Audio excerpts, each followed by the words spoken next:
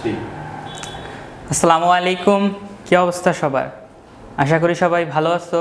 Gravity school of সায়েন্সের আজকের ক্লাসে তোমাদের সবাইকে স্বাগতম। আজকে আমরা পড়ব অরবিট এবং অরবিটাল। অরবিট, এখন অরবিটকে আমরা কি বলতে পারি? কক্ষপথ বলতে পারি, শক্তিস্তর বলতে পারি, শেল বলতে পারি। অরবিটালকে আমরা উপস্তর হিসাবে চিনি আর কি। এখন অরবিট এবং অরবিটাল জিনিসটা কি? তাহলে আমরা দেখো একটু সংজ্ঞাটা জানি না নেই। প্রথমেই অরবিট কাকে বলে? পরমাণু নিউক্লিয়াসের চারদিকে ইলেকট্রন আবর্তনের জন্য অনুমোদিত নির্দিষ্ট বৃত্তাকার পথকে অরবিট বলে। আবার বলি জিনিসটা, দেখো তোমরা একটু খেয়াল করবা।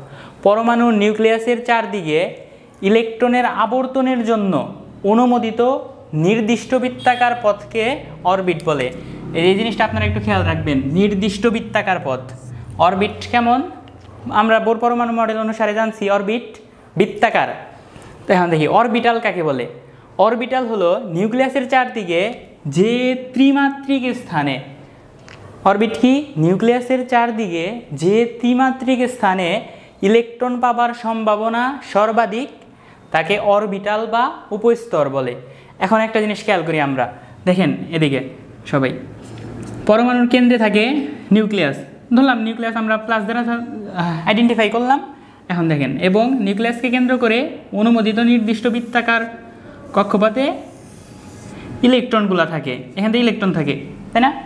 এখন এই যে বৃত্তাকার যে কক্ষপথগুলো, বৃত্তাকার পথগুলো, এটাকে আমরা অরবিট হিসাবে চিনি। এবং অরবিটের সব জায়গাতেই কি ইলেকট্রন থাকে? উত্তর হলো না। অরবিটের সব জায়গাতে সবসময় ইলেকট্রন অবস্থান করে না।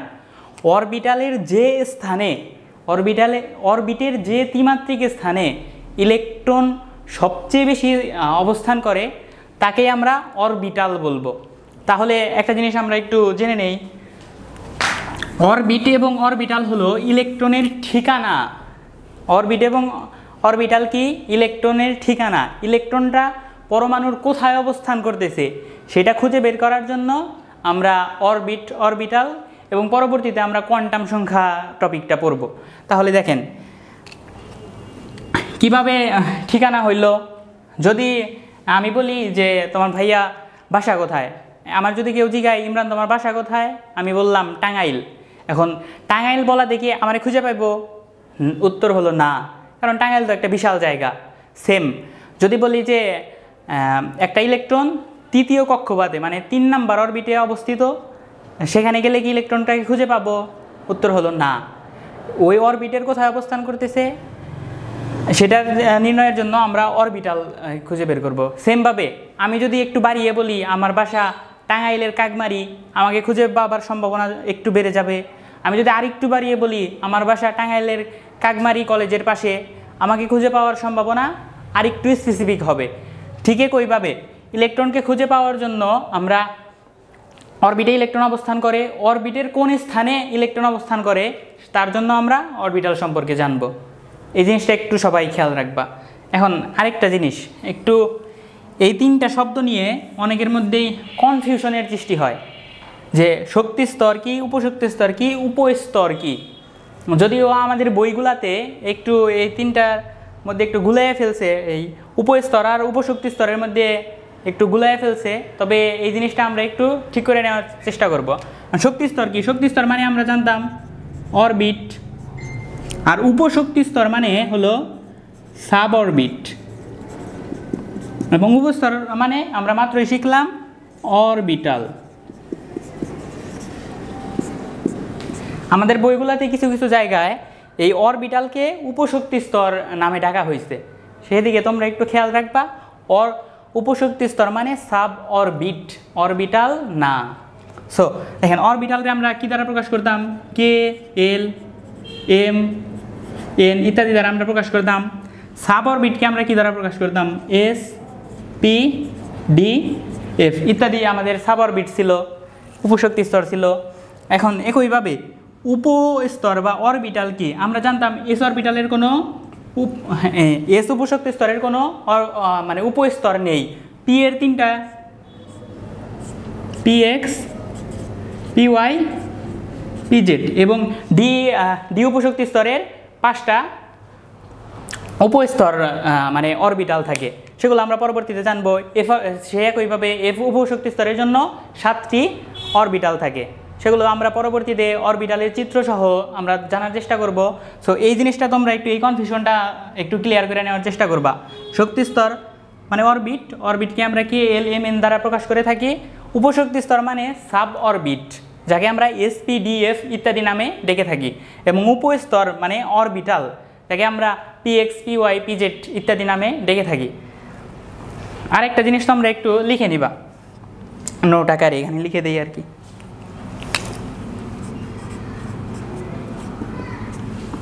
লিখবা প্রতিটি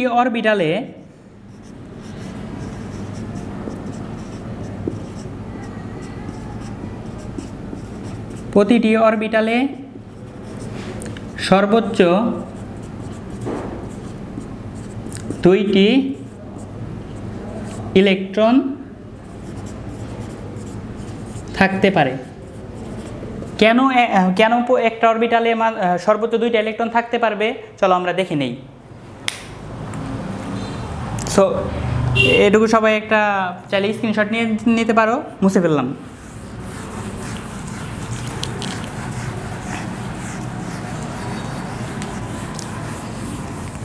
সো এখন কি বলছিলাম, অরবিট এবং অরবিটাল হলো পরমাণুতে ইলেকট্রনের অবস্থান বা ঠিকানা। সেই একইভাবে ওই ভাইয়ার বাসার ঠিকানা দিয়ে আমরা বলছিলাম, ধরো আমার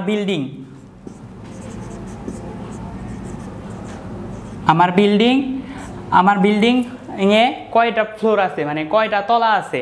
ধরো আমার বিল্ডিং 3 তলা, এখন আমি কি 3টা তলাতেই অবস্থান করি? না, আমি বিল্ডিংয়ের কত তলায় অবস্থান করি সেটা খুঁজে বের করতে হবে। তাহলে আমরা তারপরে যাই ফ্লোরে, মানে ভাইয়া কোন ফ্লোরে থাকে সেটা আমরা একটু খেয়াল করব। তারপরে আসি ভাইয়াকে যদি তুমি ধরো ভাইয়া দোতলায় থাকে, একটা বিল্ডিং 3 তলা বিল্ডিংয়ের ভাইয়া দোতলায় থাকে, দোতলায় গেলে কি আমাকে খুঁজে পাবা? উত্তর হলো না। দোতলায় তো অনেকগুলো অ্যাপার্টমেন্ট থাকে, তার মধ্যে ভাইয়া কোনটায় থাকে সেই অ্যাপার্টমেন্টটা খুঁজে বের করতে হবে।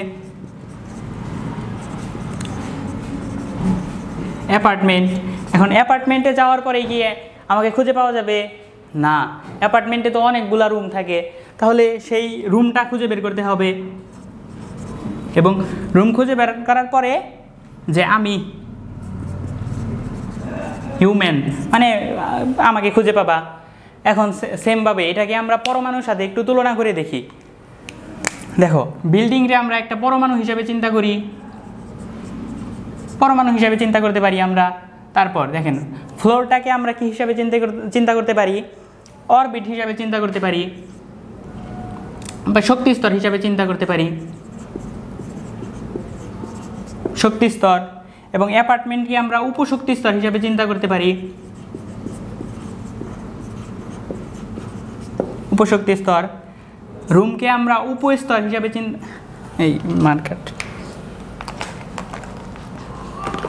রুমকে আমরা উপস্তর হিসাবে চিন্তা করতে পারি। এবং হিউম্যানটা যেটা আমরা করতেছিলাম আর কি, খুঁজে বের করার চেষ্টা করতেছিলাম, ইলেকট্রন।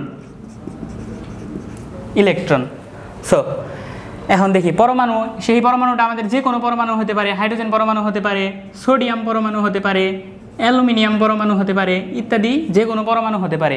সেই শক্তি স্তর, এখন আমরা শক্তি স্তরকে আমরা জানতাম অরবিট বলি আমরা, অরবিট। আর অরবিটকে আমরা কে এল এম এবং এন ইত্যাদি দ্বারা প্রকাশ করে থাকি। এখন আসো তারপরে উপশক্তি স্তর, পরমাণুর শক্তি স্তরে থাকে, তারপরে উপশক্তি স্তরকে আমরা বলি সাব অরবিট। কী দ্বারা প্রকাশ করি? এসপি ডিএফ ইত্যাদি। এখন উপশক্তি স্তরে যাওয়ার পরে আমরা যাব উপস্তরে, যেমন আমরা অ্যাপার্টমেন্ট থেকে রুমে যেতেছিলাম, সেই একইভাবে আমরা উপস্তরে গেলাম। উপস্তর গেলে আমরা কী দ্বারা প্রকাশ করি? PX PY PZ. সেই জিনিসটা আবার খেয়াল করি, এস উপশক্তি স্তরের অরবিটাল থাকে না, মানে একটা অরবিটাল। পি এর 3টা, ডি এর 5টা এবং এফ এর 7টা। এবং সেই আমরা উপশক্তি স্তরে যাওয়ার পরে ইলেকট্রনটাকে খুঁজে বের করতে পারবো। বুঝতে পারলাম সবাই? এখন আসো এই বিল্ডিংটাকে আমরা যদি একটা পরমাণু হিসাবে চিন্তা করি, তাহলে শেষ মুহূর্তে যে এই একদম ইলেকট্রনটাকে খুঁজে বের করার প্রক্রিয়া, এই প্রক্রিয়ার মধ্যে উপশক্তি স্তর এবং উপস্তর এগুলা এক একটা ঠিকানা হিসাবে কাজ করছে আর কি। এরপরে একটা জিনিস হিসাবে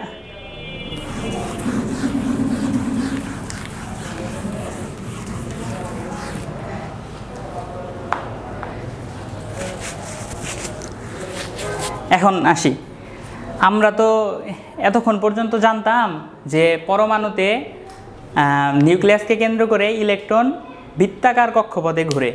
এখন এই কথাটা মজার বিষয় হলো, এই কথাটা পুরোপুরি সত্য না। ইলেকট্রন সবসময় নিউক্লিয়াসকে কেন্দ্র করে বৃত্তাকার কক্ষপথে ঘোরে না। এখন তো সবাই বলবা যে ভাই এটা কী বললেন, এতদিন জানলাম ইলেকট্রন নিউক্লিয়াসকে কেন্দ্র করে বৃত্তাকার কক্ষপথে ঘোরে, আপনি বলতেছেন ঘোরে না। হ্যাঁ, এখন আমরা দেখার চেষ্টা করি কেন একদম নির্দিষ্ট বৃত্তাকার কক্ষপথে ঘোরে না। ইলেকট্রন মূলত নিউক্লিয়াসকে কেন্দ্র করে ইলেকট্রন মেঘের সৃষ্টি করে। এখন দেখেন ইলেকট্রনগুলো নিউক্লিয়াসকে কেন্দ্র করে যদি এরকমভাবে ঘুরতে থাকে, এটা কি একটা গোলাকার আকৃতি ধারণ করছে না? দেখেন তো, যদি এরকম গোলাকার আকৃতি ধারণ করতে পারে। এখন আবার ইলেকট্রন যদি এই নিউক্লিয়াসকে কেন্দ্র করে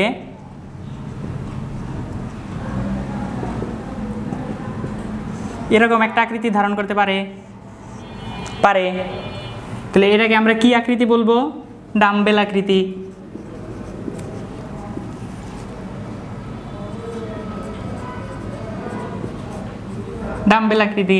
এখন ইলেকট্রন তো এভাবেও থাকতে পারে, নিউক্লিয়াসকে কেন্দ্র করে ইলেকট্রন মেঘগুলো কিছু সময় কিছু আকৃতিতে ধারণ করে। এখন দেখেন ইলেকট্রনগুলো যদি এরকম আকৃতি ধারণ করে, সেটাকে আমরা বলতে পারি ডাবল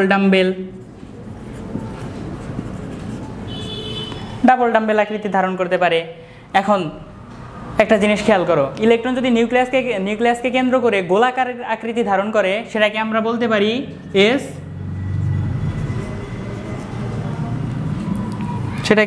পারি এস সাবঅরবিট, কিংবা একদম বইগুলাতে এগুলাতে অরবিটাল হিসাবেও বলছে, এস অরবিটাল। এবং যদি ডাম্বেল আকৃতি ধারণ করে, তাকে আমরা বলবো পি অরবিটাল। এবং ডাবল ডাম্বেল আকৃতি ধারণ করলে তাকে আমরা ডি অরবিটাল বলবো। এখন বাকি রইল এফ অরবিটাল। এখন এফ অরবিটালের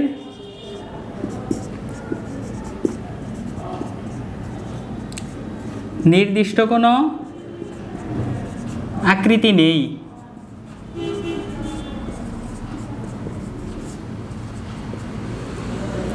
বা এফ অরবিটালের আকৃতি জটিল,